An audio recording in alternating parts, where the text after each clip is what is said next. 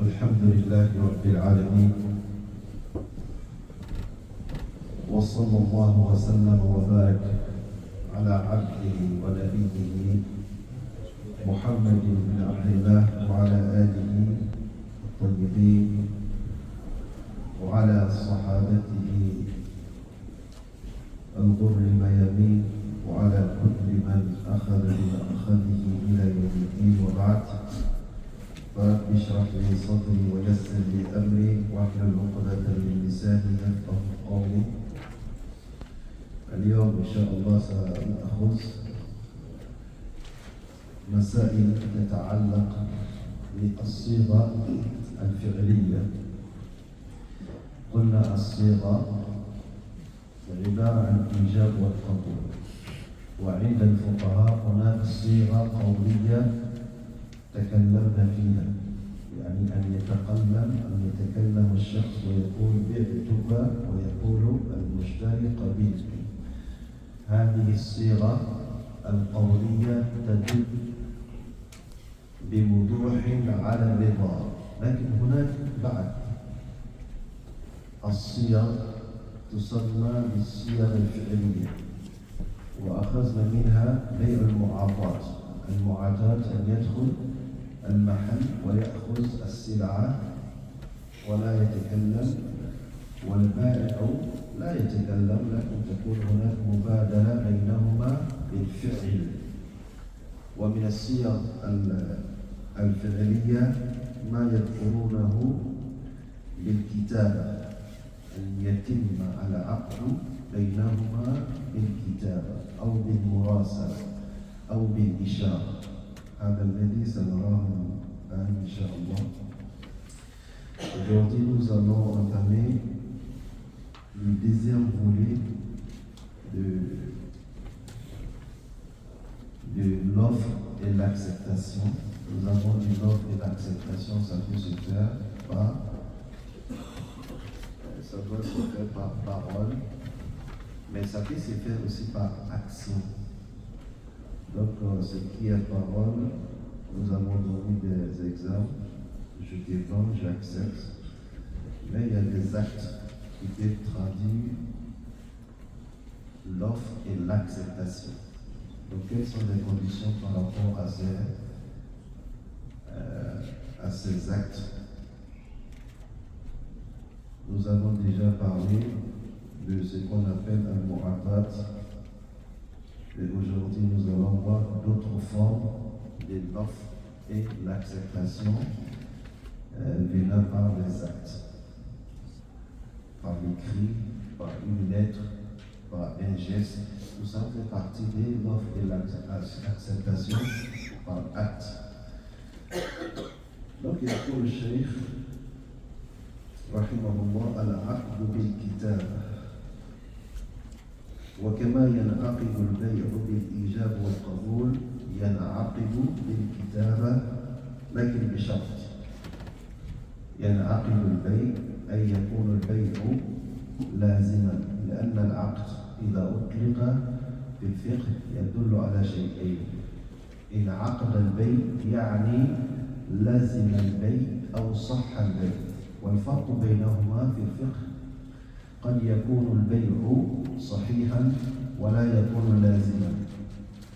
اللازم هو الذي يترتب عليه الأثر، بمعنى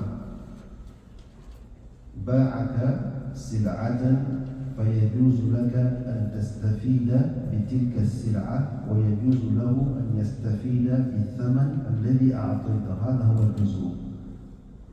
قد يكون صحيحا، لكن لزومه يتوقف على رضا الطرف الآخر، مثل الصبي. الصبي إذا جاءك وهو عاقل مميز وباعك سيارة، جاءك صبي مسعد وقال هذه السيارة سيارة أبي وأنا موكل بأن أبيعها، وباعك السيارة.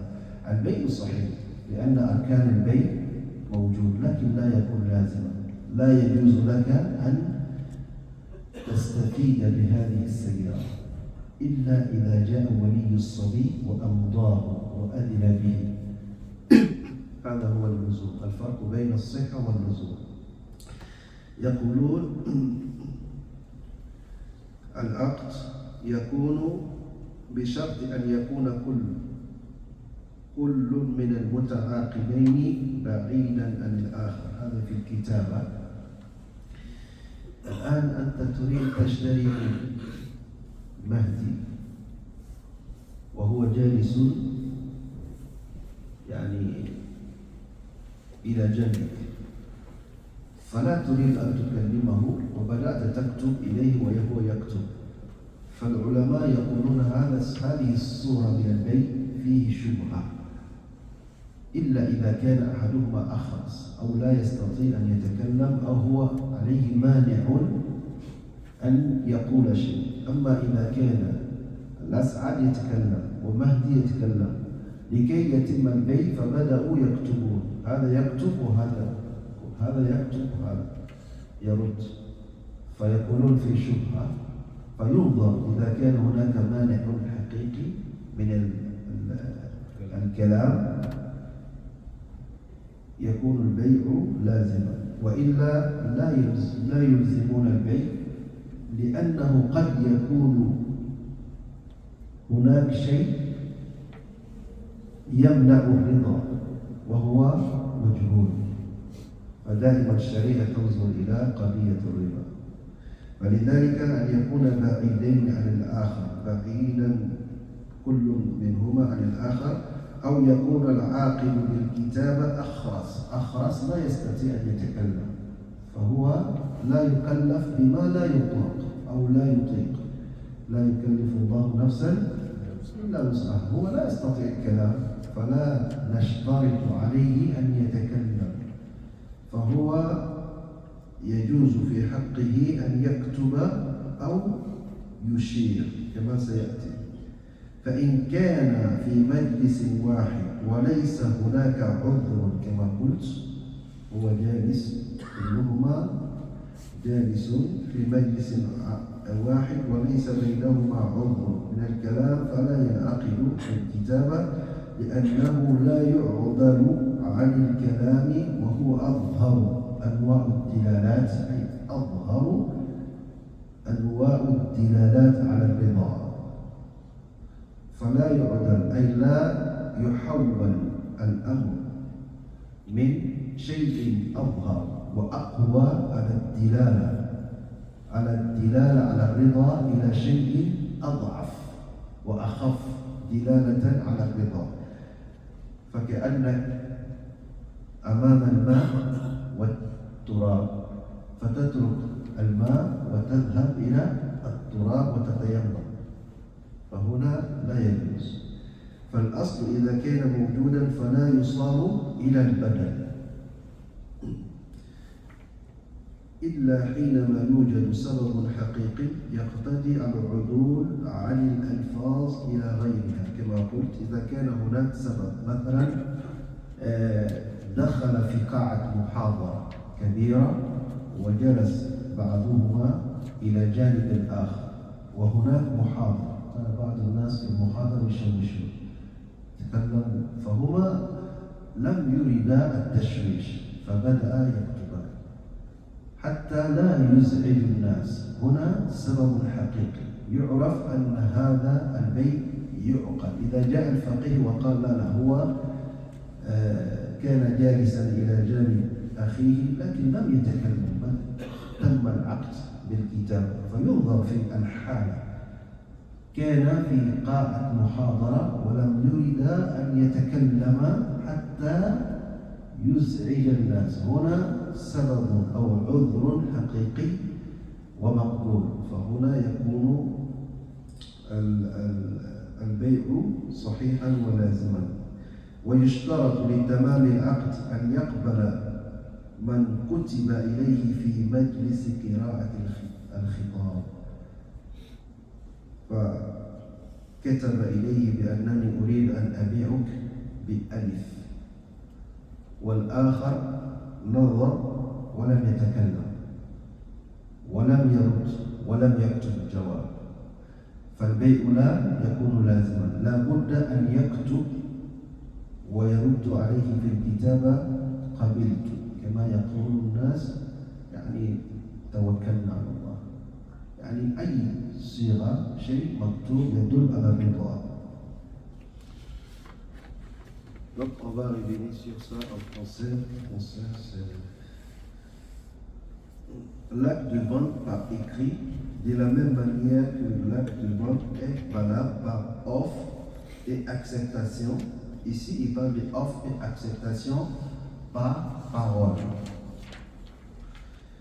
Il est également valable par écrit, sauf que dans le deuxième cas, les deux parties doivent obligatoirement être éloignées l'une de l'autre. Comme je l'ai dit en arabe, il ne peut pas être l'un à côté de l'autre et ils commencent à s'écrire pour valider une vente. Et il n'y a rien qui les empêche de parler. Ce n'est pas comme si l'un d'eux est mieux, qui ne peut pas parler, ou bien ils se trouvent dans une situation où ils ne peuvent pas parler parce qu'ils vont déranger. Donc il faut qu'ils parlent s'ils savent parler, mais s'ils laissent la parole pour s'écrire dans une démarche de vente, on regarde est-ce qu'il y a une excuse valable pour ça. S'il y a une excuse valable pour ça, l'islam va dire que c'est une vente qui est valide. Sinon, on va essayer de trouver pourquoi ils le font. Il faut toujours regarder pourquoi ils le font. Et j'ai dit, toutes ces démarches pour pouvoir faire sortir les consentements mutuels entre les deux. Parce que dans le processus de la vente à l'islam, on préserve toujours le côté du consentement. Est-ce qu'il était d'accord? Est-ce qu'il a été obligé? Parce qu'une fois qu'il est obligé, le grand principe de la vente à l'islam est brisé en ce moment. Illa an takuna tijaratan an taradin minkum. Ça, c'est le grand principe. Tijara an taradin. S'il n'y a pas de consentement mutuel, là, il y a un problème. Donc, les deux, l'une de l'autre, ou l'une d'elles doit être muette, c'est-à-dire qu'il ne parle pas, akhras. S'il ne peut pas parler, on ne peut pas l'obliger à parler.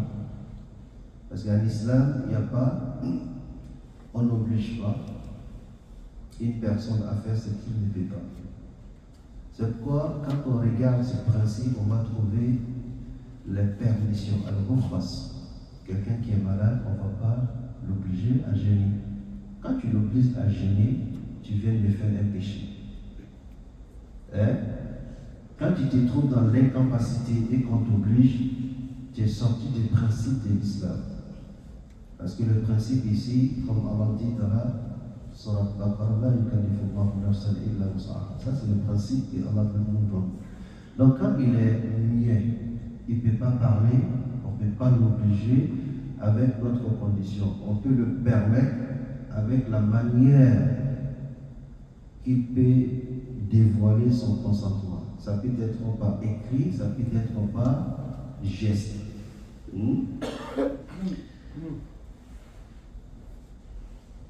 Si l'acte de vente est émis par écrit au cours d'une séance réunissant les deux parties et qu'une d'elles n'est privée de l'usage de la parole, l'acte de vente est nul.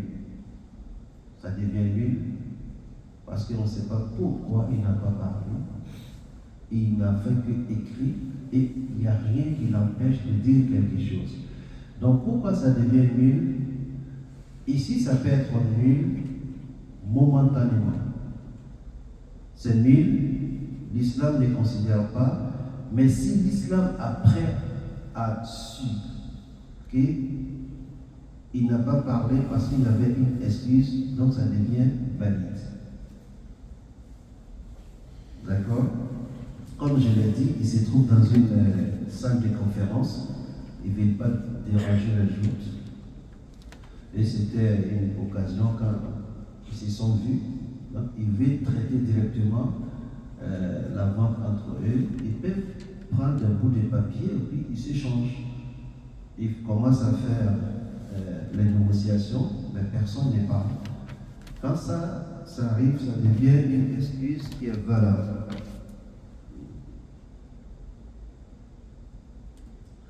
Quoi ça là? En effet. Parce que c'est tellement long, je sais pas. Mais en effet, rien ne supplie la déclaration verbale. Il n'y a rien qui peut remplacer la déclaration verbale, sauf s'il y a une excuse. Donc, la déclaration verbale, c'est le principe premier de notre échange en islam. Celle-ci constituant l'expression la plus parfaite du consentement entre les deux. Le consentement entre les deux parties, à moins qu'un motif légitime implique de choisir un autre mode d'expression. En outre, pour que l'acte de vente émis par écrit soit parfait, il faut encore qu'il soit accepté par le destinataire au cours de la séance où il le lit. Il faut que ça soit accepté par lui. On ne peut pas dire oui, on a échangé, je lui ai envoyé le prix, il a pris le bout de papier, mais après il n'a rien dit. Tu ne peux pas l'obliger à dire que non, l'acte est valide. Il faut qu'il réponde. Il faut qu'il dise oui, j'accepte par écrit, ou bien il te montre quelque chose qui montre qu'il a accepté. Par exemple, tu lui as envoyé, il a lu et il t'a regardé, il a fait un geste qui montre qu'il a accepté. Tout ça, c'est pour préserver quoi? Le consentement.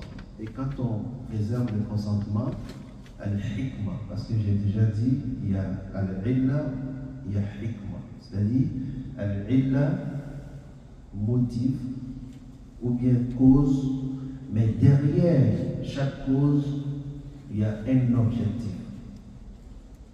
Hein?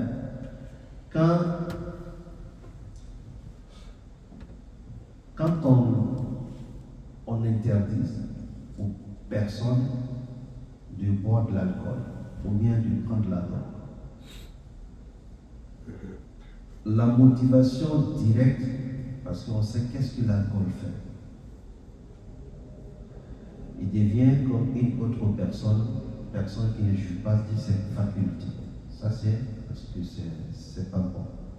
Mais derrière ça, il y a un objectif qui est visé, c'est de préserver les raisonnements. On préserve les raisonnements. Imaginons dans une communauté, chacun boit. Et ce sont les mêmes personnes qui vont décider. À un moment donné, dans les décisions, on va manquer de lucidité. Parce que les raisonnements sont touchés. Hein? Et c'est la même chose quand on regarde pourquoi on interdit le vol par exemple. Le vol, derrière la motivation directe que tout le monde sait, ce qui ne t'appartient pas, tu ne prends pas. C'est pas bon. Mais on veut préserver les avoirs, on veut préserver les biens des personnes. Ça, c'est l'objectif. Et les objectifs supérieurs de l'islam qu'on appelle maqas de charia traitent ces questions. Ce sont des questions majeures. وكذلك من الصيغة الفعلية عقد بواسطة رسول يعني أن ترسل رسولا والرسول قد يكون هنا شخصا كما يجوز أن يكون رسالة يعني رسالة مكتوبة ترسلها إلى شخص في مكان آخر أو ترسل شخصا إليه في عملية المساومة في بيع وشراء. هذا كذلك يجوز ينعقد بالألفاظ والكتابة ينعقد كذلك بواسطة رسول من أحد المتعاقدين إلى الآخر بشرط أن يقبل المرسل أو المرسل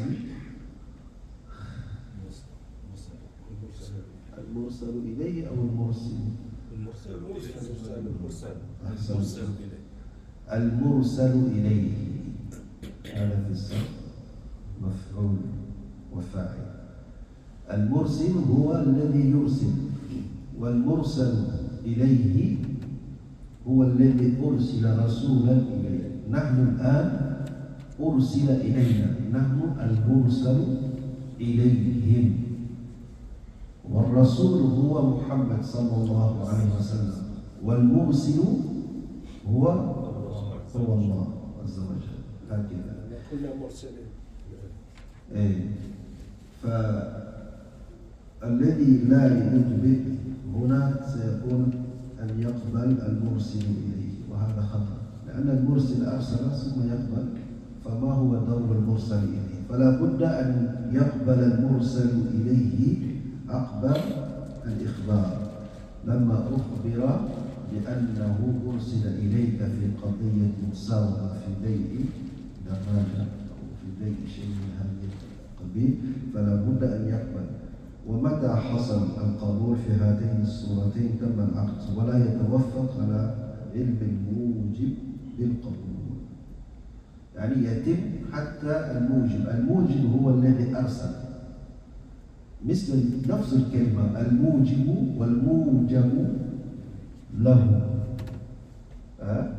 نقول الإيجاب والقبول. الإيجاب هو الذي يعرض، والذي يقبل هو الذي يقبل وهو المشتري. الموجب هو البائع. طيب. Donc c'est la même chose quand on parle de l'acte de vente par mandat. Par mandat, c'est-à-dire par un mandat qui est envoyé à la personne qui est courtisée.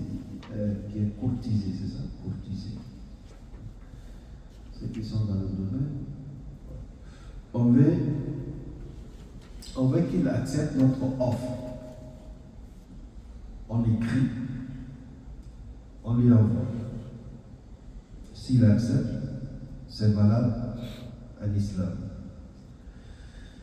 De même façon que l'acte de vente peut être émis par oral et par écrit, il peut être émis par un mandat et un mandataire chargé d'agir. Le mandataire, lui, son rôle, c'est d'envoyer le mandat. Chargé d'agir pour que le compte de l'une des deux parties. Pourquoi? Attention, c'est comme il y a des mots qui sont perdus un peu partout. De toute façon, on a l'idée derrière qu'on vise, qui est comprise. Quand il envoie le mandat avec un mandataire, la condition est que lui qui doit recevoir le mandat, le destinataire, accepte l'acte de vente au cours de la séance où il en est informé.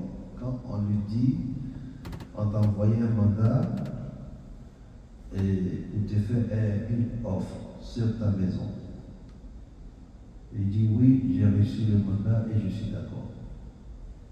Donc c'est comme la vente est conclue en islam. À compter du moment où l'acceptation est formulée, l'acte de vente devient parfait et n'est pas subordonné au fait que l'auteur de l'offre ait pris connaissance de l'acceptation de l'autre partie. Donc, on va terminer avec, avant de passer au volet des questions, Al-Akhras. Acte al-Akhras. C'est comme la procuration, tu donnes procuration à quelqu'un. Oui. C'est ça, c'est comme une procuration qu'on donne à quelqu'un. Et lui, il fait la démarche. Ou bien elle démarche. C'était un mandataire. Il y a beaucoup d'appellations. Mais ici, qu'est-ce qu'on cherche? C'est le consentement. Est-ce que l'autre, il est au courant? Est-ce qu'il est d'accord? C'est ce point-là qu'on cherche. Et c'est la même chose ici, Al-Akhras, الذي لا يتكلم ينعقد بيعه بالإشارة المعروفة من الأخرس. لكن لابد أن تكون الإشارة مفهومة. إذا جاء الأخرس بإشارة غير مفهومة فلا ينعقد البيع. هو لم يشر إلى ذلك هنا، لكن الفقهاء يشيرون إلى أن الإشارة لابد أن تكون مفهومة، لأن الشيء الذي لا يفهم لا يترتب عليه حكم، كأننا نكتب في الماء. ينعقد بالإشارة المعروفة من الأخرس لأن إشارته المعبرة عما في نفسه كالنطق باللسان سواء بسواء. يعني حكمه أن يعبر عن نفسه بشيء يفهم، وهو مثل الذي يتكلم إذا عبر عما في نفسه بالكلام. ويجوز للأخرس أن يعقد بالكتابة بدلا عن الإشارة إذا كان يستطيع الكتابة، إذا كان يعرف الكتابة. وما اشترطه بعض الفقهاء من التزام ألفاظ معينة لم يجئ بما قالوا كتاب ولا سنة. هنا كأنه يرد على بعض الفقهاء لما يأتون ببعض الألفاظ ويقولون لا بد أن تكون اللفظ أو يكون اللفظ بهذه الصيغة في البيع والشراء، فيقول هذا لم يأتي به كتاب ولا سنة، إنما هو اجتهاد منه. فالبيع أو الرضا المطلوب من المبادلة أو المبايعة غالبا يعتمد على العرف، لذلك صح بيع المعاطاة وإن كان يخالف الركن الذي هو الصيغة، لأنه ليس فيه كلام. ولذلك صح البيع بالكتابة وصح البيع بالإشارة، لأن الناس تعارفوا على ذلك ولم يكن هناك منازعات ولا خصومات منذ وقت النبي صلى الله عليه وسلم إلى الآن. لكن إذا ترتب على العرف شيء وأحدث نزاع فإن العلماء يرجعون الأمر إلى الأصل دائما. سترون في بيع الجزاف وفي بيع الفضول هذه أمور موجودة وكان معروفة. الشريعة لم تنهانا عنها لكنها أضبطها وقيدها بالقيود.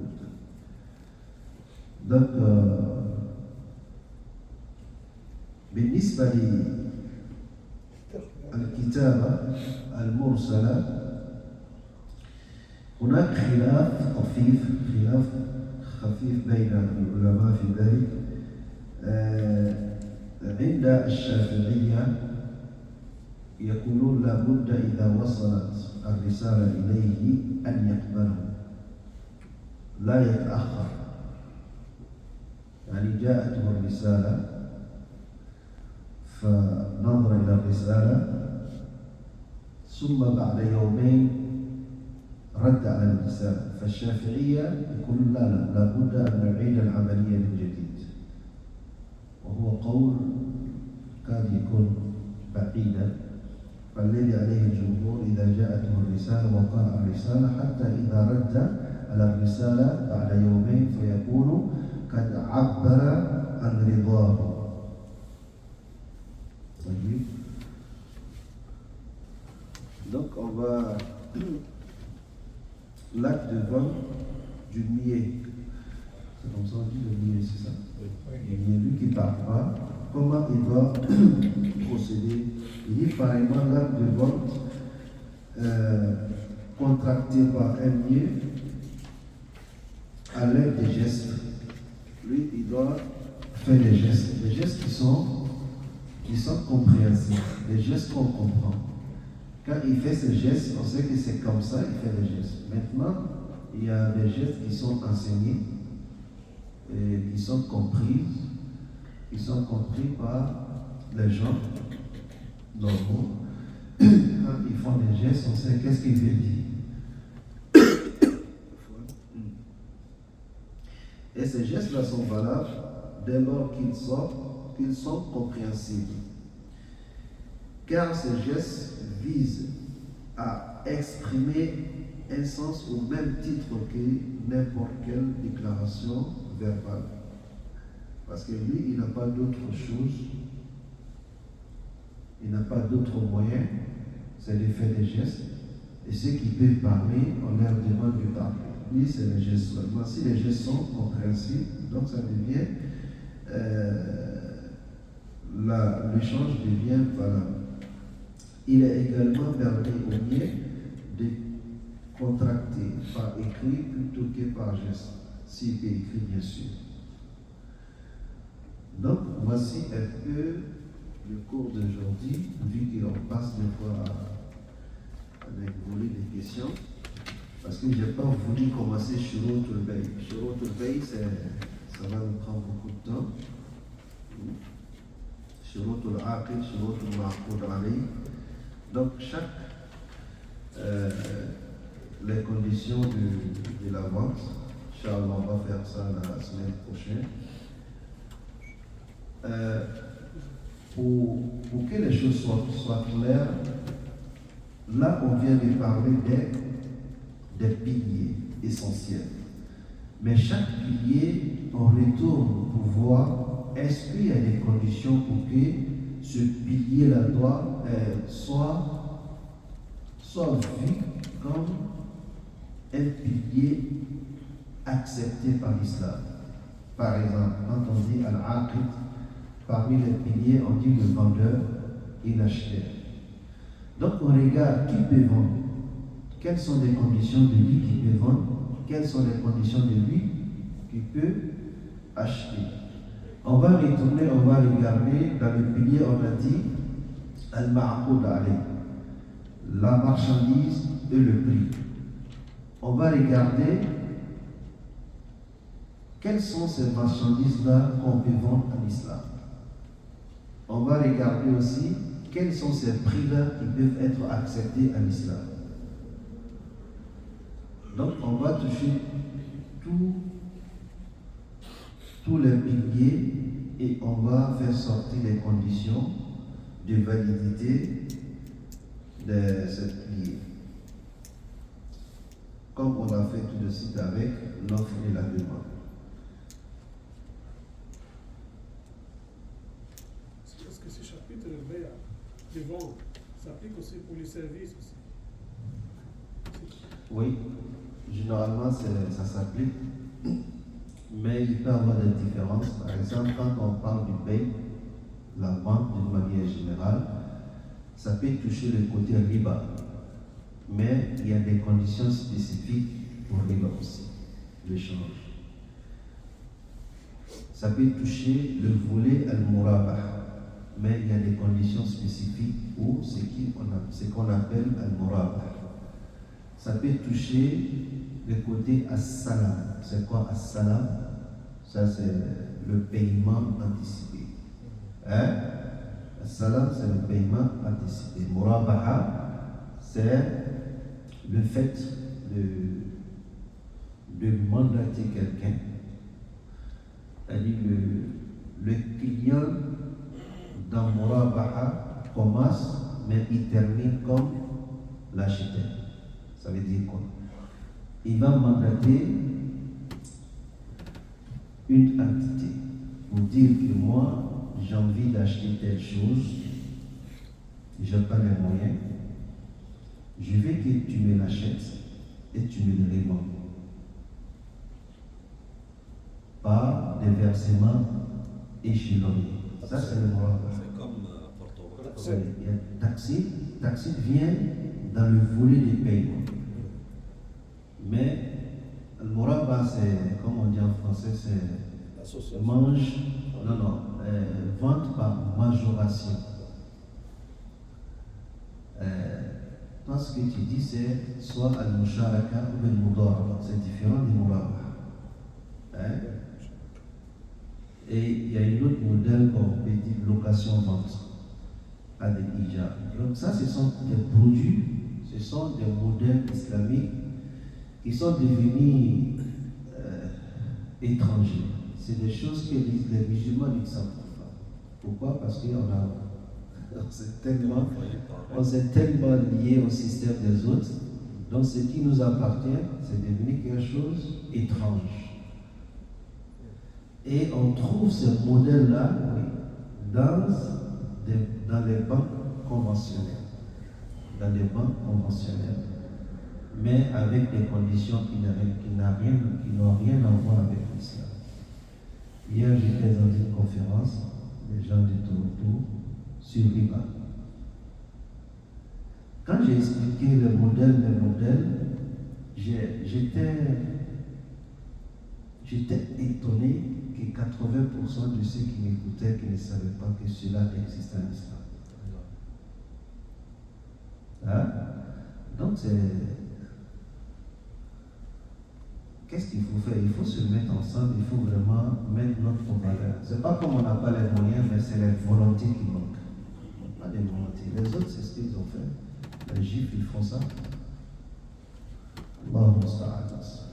Non, mais c'est juste quand vous avez commencé à lister les différents modèles, je me demandais, est-ce que ça c'est différent ou c'est ces différents modèles, des fois, ça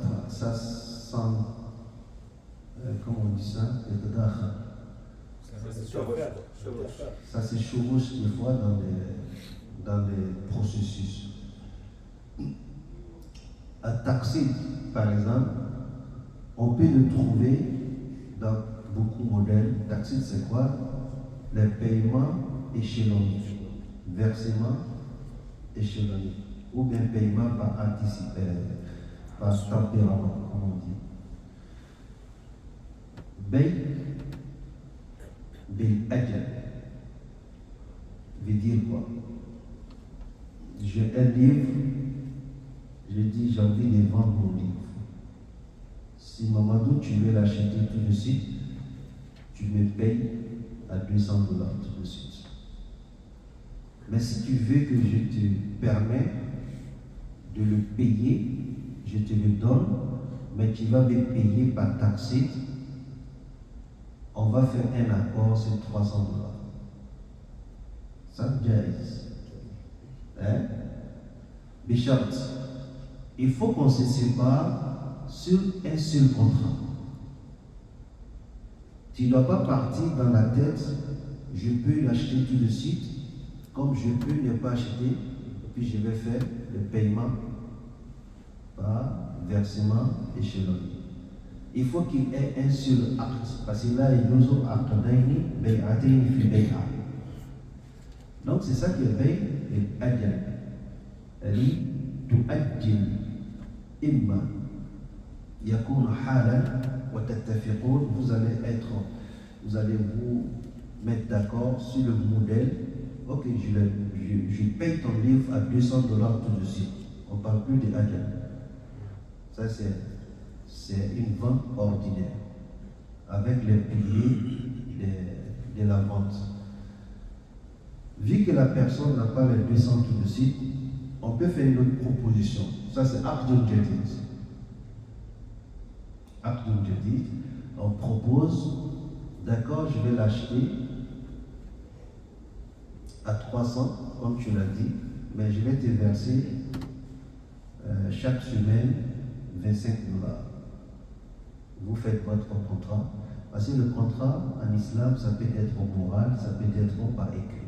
Mais généralement, les gens font des contrats de morale s'il ne s'agit pas des choses qui sont très très très importantes. Même si le mieux, c'est de faire chaque veille écrit. وأشهدوا إذا تبايعتم وإن كان ليس واجبا لكنه مستحب. هذا هو سورة بيع بالآجال. واضح؟ Donc il y a beaucoup de modèles qui sont appliqués. Si on trouve l'achat des maisons là, avec les banques conventionnelles, c'est Murabaha. C'est Murabaha. Mais les conditions islamiques, il y a des points qui sont à revoir. Pourquoi ne pas créer notre propre banque avec Murabaha? Et il y a un autre point qui décourage, c'est que moi je me dis, des fois c'est venu de nous-mêmes. Vu que par expérience dans la communauté elle-même, on ne se fait pas trop confiance. Hein? Est-ce qu'on se fait confiance? Pourquoi c'est venu de nous-mêmes? Parce que pour une petite affaire, tu vas trouver, subhanallah, al-rajul yahlif, wallah, wallah, wallah, et il fait pas. Hein? Il donne l'eau, il fait pas. Mahmoud, tu vois? Il rit parce qu'il y a eu un petit cas comme ça tout de suite. Hein? Moi, je l'ai mandaté pour quelque chose. La personne a commencé à dire toutes belles paroles. Mais quand on dit il faut faire, c'est devenu autre chose. Et c'est bizarre. Et cette personne n'est pas ici, il est ailleurs, mais il est dans la grande communauté musulmane. Et c'est différent des autres. Quand ils sont engagés, ils le font. Donc c'est pourquoi ça devient de nous-mêmes.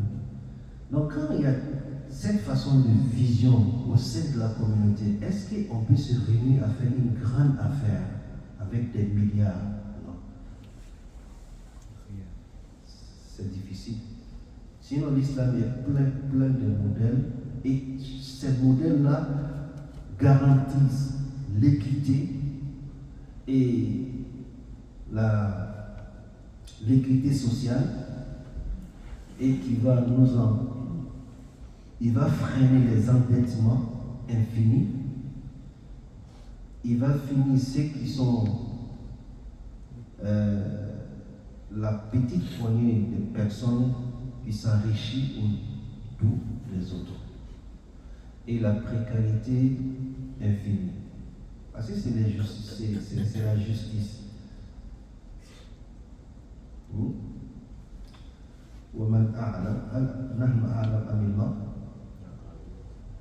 C'est quand Allah subhanahu wa ta'ala nous a donné ce modèle à travers la religion, il sait. Si on ne veut pas prendre, c'est Allah musta'an. Donc, la chose vient de nous-mêmes. Parce que réellement, on ne se fait pas confiance. Et avec raison, tu commences, ce qui va te dire, après 2 semaines, ça va changer. Ça va commencer à changer par son comportement. Et là, tu ne sais pas où te tourner. Allah musta'an. Donc, Inch'Allah, on va parler des conditions des 2 parties et les conditions, surtout les conditions de la marchandise. Par exemple, al-ittifaq, al-tahar, est-ce qu'on peut vendre toutes les marchandises? Ça, on va parler de ces conditions, Inch'Allah. On a un سؤال؟ نعم. لي سؤال بالنسبة للبيع لأجل. هناك من يبيعون لأجل تتفق معه على مبلغ معين، ولكن البائع هو إلى فينانسي لا مارشانديز تاعو بقرض بنكي ربوي، ولكن في العقد تاع البيع للأجل السلعة بحالك لأجل، ولكن الفينانسمون تاع السلعة جابها بقرض بنكي. نعم. هذا ما يحصل في الكراء الآن.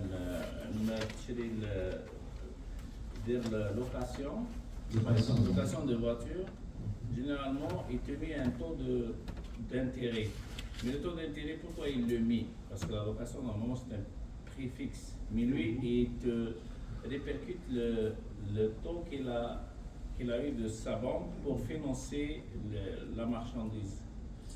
بارك الله. ولكن عندما تشوف العقد تشوفه يعني بيع بالتقسيط ولكن هو initialement a été financé. C'est la banque qui achète au petit c'est pas on dit, généralement quand les gens viennent demander, on demande est-ce que le vendeur il a son fonds propre, il a sa caisse, est-ce qu'il a son crédit.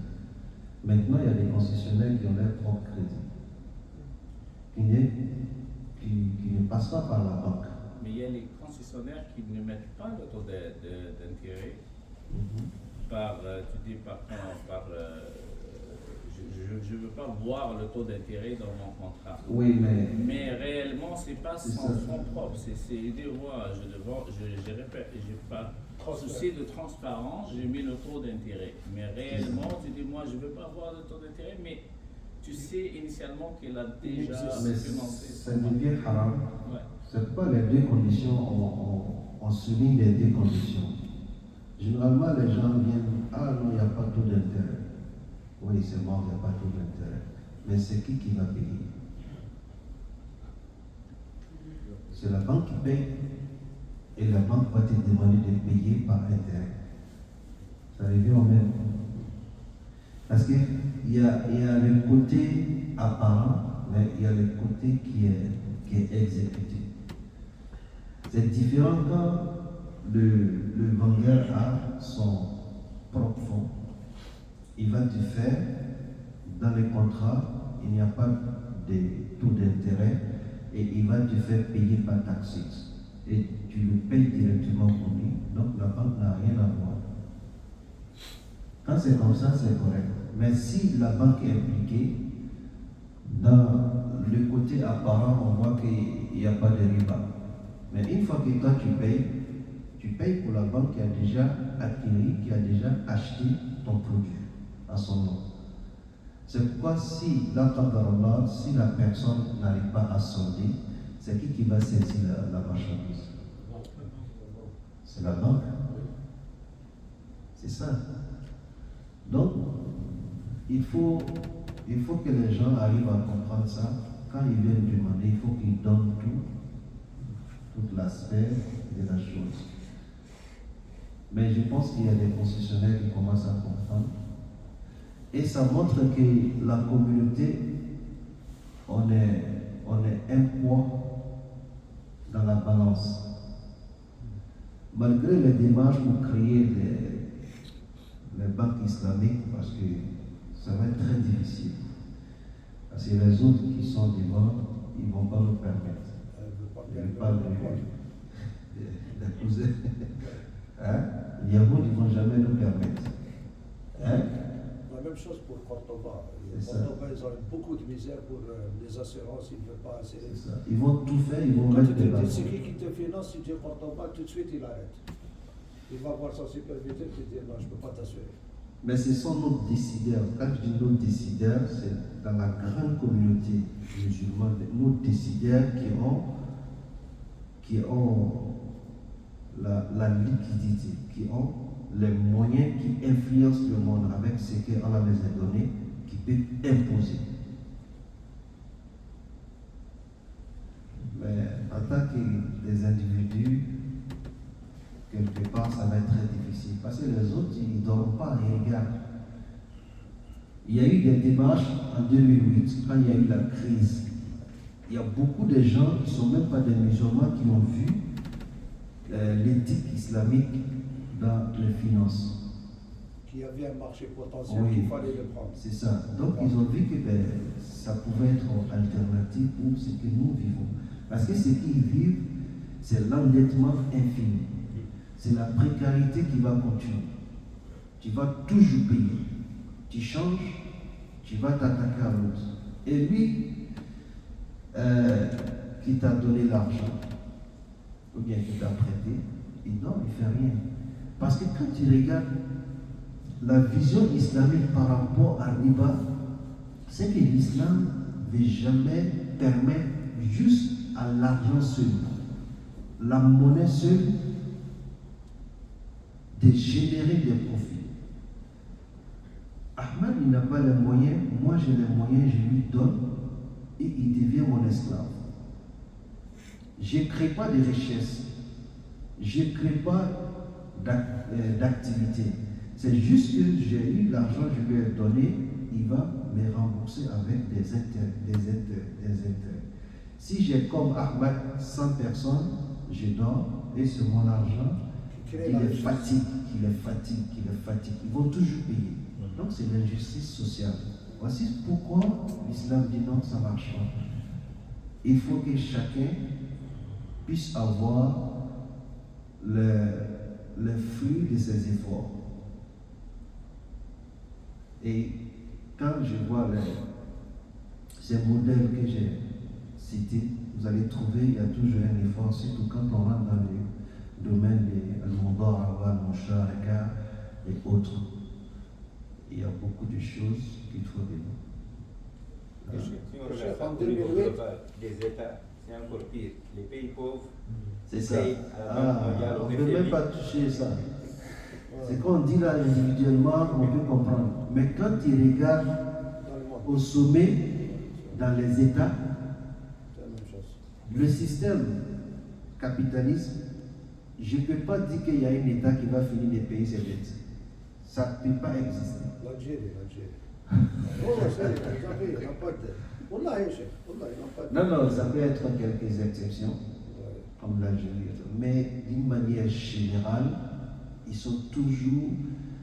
Parce qu'ils savent, quand ils savent que tu es en train de finir de payer, ils vont venir te faire une proposition que toi-même tu dis, il faut payer.